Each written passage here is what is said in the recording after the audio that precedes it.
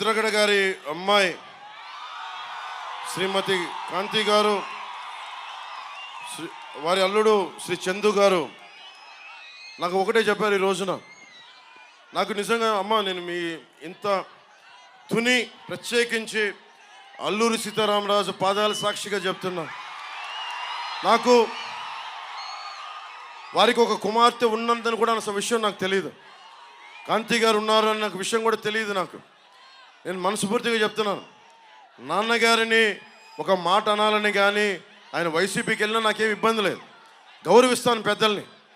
ఈ రోజున తుని సభ సాక్షిగా చెప్తున్నాను, కాంతి గారు జాయిన్ అవుతానంటే నేను ఒకటే మాట చెప్తున్నాను, నేను తండ్రికి కుటుంబానికి కూతురికి వేరు చేసే వ్యక్తిని కాదు. నేను మీ నాన్నగారికి, నాకు ఎందుకంటే ఒక తండ్రి బాధ నేను అర్థం చేసుకోగలను, కూతురు బాధ్యత నేను అర్థం చేసుకోగలను. నేను మీకు మాట ఇస్తున్నాను, మీకు నేను గౌరవం ఇచ్చే బాధ్యత మీ వారికి, మీ ఇద్దరికి.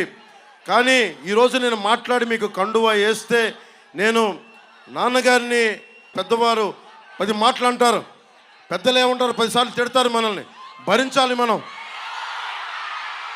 భవిష్యత్తులో నేను మీకు ఈరోజు మాటిస్తే, ఇంత పెద్ద మనసుతోటి కాంతి గారు ఇచ్చారు, ఆవిడ నా సోదరి, మా ఆడపడుచు.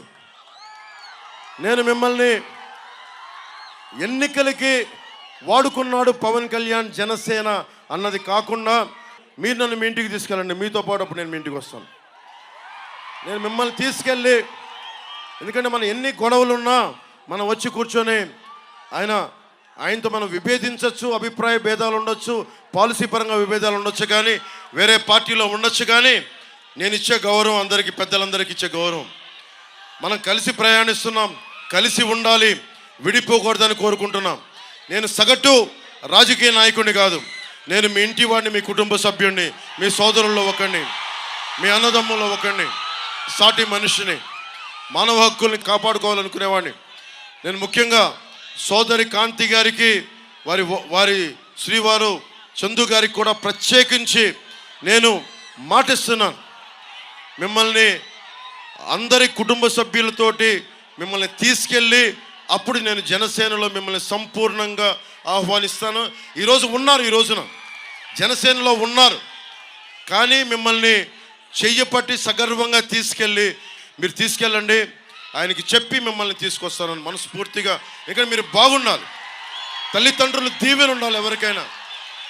సోదరి కాంతి గారికి మనస్ఫూర్తిగా మీ అందరి తరపున ధన్యవాదాలు తెలుపుకుంటూ, నేను కులాలనే కలిపేవాడిని, పార్టీలనే కలిపేవాడిని, కుటుంబాన్ని వేరు చేస్తామా? కుటుంబాన్ని కలుపుతాం.